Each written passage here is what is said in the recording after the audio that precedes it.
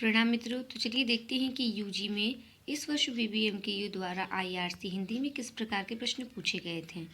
IRC Hindi यानी कि आपका जो जेनरिक पेपर हिंदी है उसमें किस प्रकार के प्रश्न आए हैं उसको आज हम लोग देखेंगे। यह प्रश्न पत्र सत्र 2022-26 का है। यह पेपर 100 अंक का है जिसमें आपको 3 घंटे की अवधि दी जाती है इस पेपर को लिखने के लिए। तो चलिए अब हम इसमें पूछे गए प्रश्नों को देखते हैं। प्रश्न संख्या 1 है, निम्नलिखित वस्तुनिष्ठ प्रश्नों के उत्तर दें। अर्थात आपको इसमें 10 वस्तुनिष्ठ प्रश्न पूछे जाएंगे जिसमें से आपको प्रत्येक एक प्रश्न के लिए 1 अंक दिए जाएंगे। तो पहला प्रश्न है, परमाल रासों के रचनाकार कौन है। तो कवि जगनीक ने परमाल रासों की रचना की है। दूसरा प्रश्न है, आचार्य रामचंद्र शुक्ल ने हिंदी साहित्य के प्रारंभिक काल को किस नाम से अभिहित किया है। उन्होंने हिंदी साहित्य के प्रारंभिक काल को वीर गाथा काल नाम दिया है। अगला प्रश्न है, पयुम चर्यो किन की रचना है। तो कवि स्वयंभू ने इसकी रचना की है। अगला प्रश्न है, आदिकाल को बीजवपन काल किसने कहा है। आचार्य हजारी प्रसाद द्विवेदी जी ने आदिकाल को बीजवपन काल कहा है। अगला प्रश्न है, सिद्धों की संख्या कितनी मानी गई है। तो इसका उत्तर है, सिद्धों की संख्या 84 मानी गई है। अगला प्रश्न है, गोरखनाथ के गुरु का नाम लिखे। तो उनका नाम था मत्स्येंद्र नाथ। अगला प्रश्न है, पंडित राहुल सांकृत्यायन ने आदिकाल को क्या नाम दिया है। उन्होंने आदिकाल को सिद्ध सामंत काल कहा है और इसकी कालावधि 760 से 1300 ईस्वी बताई है। अगला प्रश्न है, नाथ संप्रदाय का प्रवर्तक किन्हें माना गया। इसका उत्तर है, गोरखनाथ जी को नाथ संप्रदाय का प्रवर्तक माना जाता है। अगला प्रश्न है, आचार्य शुक्ल के अनुसार आदिकाल की समय सीमा क्या है। तो उन्होंने 1025 से 1375 विक्रम संवत को आदिकाल का समय माना। वस्तुनिष्ठ प्रश्नों में अगला और अंतिम प्रश्न है, सिद्ध साहित्य के किसी एक कवि का नाम लिखें। अर्थात सिद्ध साहित्य के जितने भी कवि हुए हैं उनमें से आप किसी एक का नाम लिख सकते हैं। तो सिद्ध साहित्य के एक कवि सरहप्पा है। दूसरा प्रश्न है, निम्नलिखित लघु उत्तरीय प्रश्नों में से किन्हीं 2 के उत्तर दें।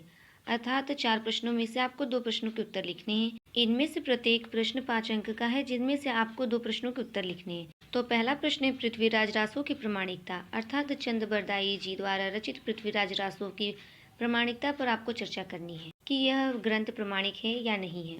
अगला प्रश्न है, हिंदी साहित्य इतिहासकार के रूप में आचार्य हजारी प्रसाद द्विवेदी की भूमिका का मूल्यांकन करें। अर्थात हिंदी साहित्य इतिहासकार के रूप में आप लोगों को आचार्य हजारी प्रसाद द्विवेदी की भूमिका को लिखना है कि किस प्रकार उन्होंने हिंदी साहित्य के इतिहास को लिखा है। आचार्य हजारी प्रसाद द्विवेदी जी ने मुख्यतः कोई हिंदी साहित्य का इतिहास नहीं लिखा है, परंतु उन्होंने 3 ऐसे ग्रंथ लिखे हैं जिनमें आपको इतिहास संबंधी सामग्री उपलब्ध हो जाती है। जिसका पहला ग्रंथ है हिंदी साहित्य की भूमिका, दूसरा है हिंदी साहित्य का उद्भव और विकास और तीसरा है हिंदी साहित्य का आदिकाल। अर्थात इन तीनों ग्रंथों में आपको आदिकाल से संबंधित सामग्री उपलब्ध हो जाएगी। अगला है जैन साहित्य और अंतिम प्रश्न है आदिकाल की उपलब्धियां। अर्थात आप इन चारों में से किसी 2 का उत्तर लिख सकते हैं। तो चलिए अब हम लोग अगला प्रश्न देखते हैं। प्रश्न संख्या 3 है, निम्नलिखित में से किन्हीं 4 प्रश्नों के उत्तर दें। अर्थात प्रश्न संख्या 3 में 6 प्रश्नों में से आपको 4 के उत्तर देने हैं जिसमें प्रत्येक प्रश्न 20 अंक का है। तो चलिए देखते हैं पहला प्रश्न, आदिकाल को वीर गाथा काल कहना कहाँ तक उचित है, तर्कपूर्ण उत्तर दें। अर्थात आदिकाल को वीर गाथा काल कहना कहाँ तक उचित है इसी के विषय में आपको लिखना है। तो आदिकाल को वीर गाथा काल आचार्य रामचंद्र शुक्ल जी ने कहा था और उन्होंने इस काल को वीर गाथा काल इसलिए कहा था क्योंकि इस काल में वीर रसात्मक काव्य की अत्यधिक मात्रा में रचना हुई थी। यानी कि आदिकाल में जितने भी कवि लोग थे वे राजा के आश्रयों में रहा करते थे और वे अपने आश्रयदाताओं के प्रशस्ति गान के लिए रचनाएं किया करते थे। उन रचनाओं में कवियों द्वारा अपने आश्रयदाताओं की वीरता का प्रदर्शन किया जाता था जिसके लिए अत्यधिक मात्रा में वीर रस का प्रयोग होता था। इसलिए इस काल को वीर गाथा काल नाम दिया गया। इसी प्रकार से आपको अपने उत्तर को लिखना है कि आदिकाल को वीर गाथा काल नाम देना उचित है या नहीं। तो चलिए अब हम लोग अगले प्रश्न को देखते हैं। प्रश्न संख्या ख है, हिंदी साहित्य इतिहास लेखन की परंपरा पर प्रकाश डालें। अर्थात हिंदी साहित्य इतिहास लेखन की परंपरा किस प्रकार रही है उसको आपको लिखना है। सबसे प्रथम गारसा दत्तासी थे जो कि फ्रांसीसी विद्वान थे। उन्होंने ही हिंदी साहित्य इतिहास को लिखा था। ऐसा नहीं था कि इससे पहले हिंदी साहित्य का इतिहास नहीं लिखा गया था, परंतु वे जितने भी ग्रंथ लिखे गए थे वो इतिवृत्तात्मक थे और उनमें मूल्यांकन किंचित मात्र भी नहीं थी। अर्थात उनमें मूल्यांकन किया ही नहीं जाता था, इसलिए उसे हम इतिहास की संज्ञा नहीं दे सकते।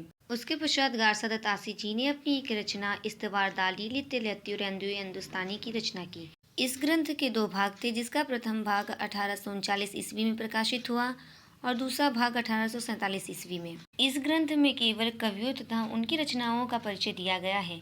इसमें काल विभाजन नहीं किया गया है और साथ ही साथ इसमें उन्होंने 738 कवियों का वर्णन किया है, जिसमें से 78 कवि ही हिंदी साहित्य के हैं। इसीलिए इसे पूर्ण रूप से हम हिंदी साहित्य का ऐतिहासिक ग्रंथ नहीं मान सकते। इसके पश्चात शिव सिंह सेंगर जी ने शिव सिंह सरोज नामक ग्रंथ की रचना की, जिसमें उन्होंने 1000 कवियों और उनकी रचनाओं का वर्णन किया है। यह ग्रंथ मूलतः एक काव्य संग्रह प्रतीत होती है। उसके पश्चात जॉर्ज अब्राहम गियर्सन जी ने हिंदी साहित्य के इतिहास को लिखा और उनका ग्रंथ था the modern vernacular literature of Hindustan, जिसमें उन्होंने हिंदी साहित्य को 11 कालखंडों में विभाजित किया था। उसके पश्चात मिश्र बंधुओं ने मिश्र बंधु विनोद नाम से हिंदी साहित्य के इतिहास को लिखा, जिसमें उन्होंने 5000 कवियों का वर्णन किया है। आचार्य रामचंद्र शुक्ल जी ने भी हिंदी साहित्य का इतिहास नाम से हिंदी साहित्य के इतिहास को लिखा, जो कि सर्वमान्य है। उन्होंने अपने ग्रंथ में हिंदी साहित्य को 4 कालखंडों में विभाजित किया। पहला था आदिकाल, दूसरा भक्तिकाल, तीसरा रीतिकाल और चौथा आधुनिक काल। उसके पश्चात अनेक साहित्य इतिहासकारों ने हिंदी साहित्य के इतिहास को लिखा। राहुल सांकृत्यायन ने हिंदी काव्य धारा के रूप में हिंदी साहित्य के इतिहास को लिखा। आचार्य हजारी प्रसाद द्विवेदी जी ने मुख्यतः हिंदी साहित्य के इतिहास को नहीं लिखा है, परंतु उन्होंने 3 ऐसे ग्रंथ लिखे हैं जिसमें हमें इतिहास संबंधी सामग्री मिल जाती है।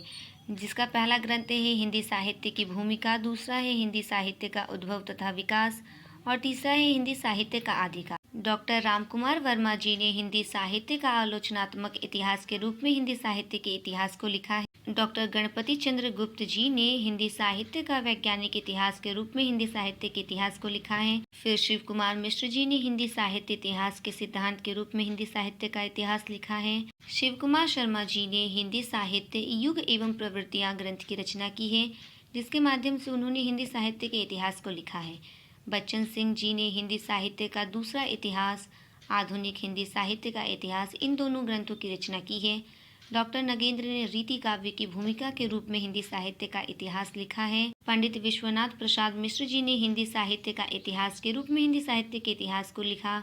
डॉक्टर वासुदेव सिंह जी ने हिंदी साहित्य का उद्भव काल ग्रंथ के रूप में हिंदी साहित्य के इतिहास को लिखा है।